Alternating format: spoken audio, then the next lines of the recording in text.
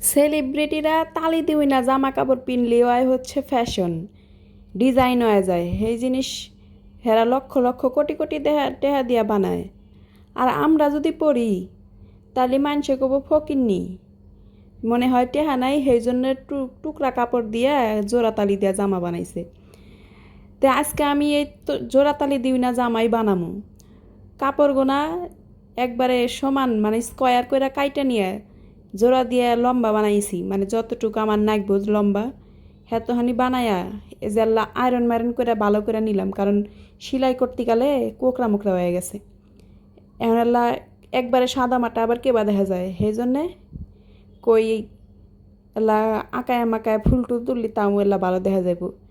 এই যে নিয়ে আইছি লাচ্ছি সুতা এখন আমার কারিশমা শুরু হয়ে যাইব।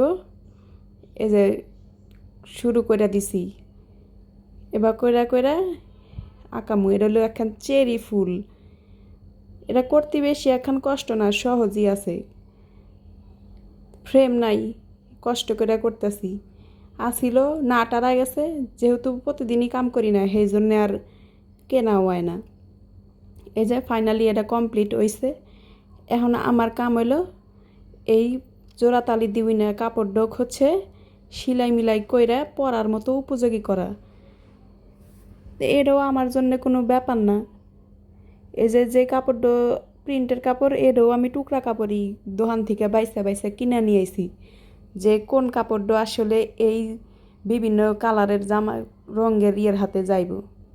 তো জামা বানাই না শেষ এই টার্সেলগুনা বাসাই আসিল কোনো জিনিসে আবার আমি ফালাই না থুয়া দেই যে পরে কামে নাগবো আসলেও হতে হতে তাই পরে কামে নাগে। তো আজকের জায়গা ভিডিও ভালো লাগলে অবশ্যই লাইক কমেন্ট শেয়ার করবেন।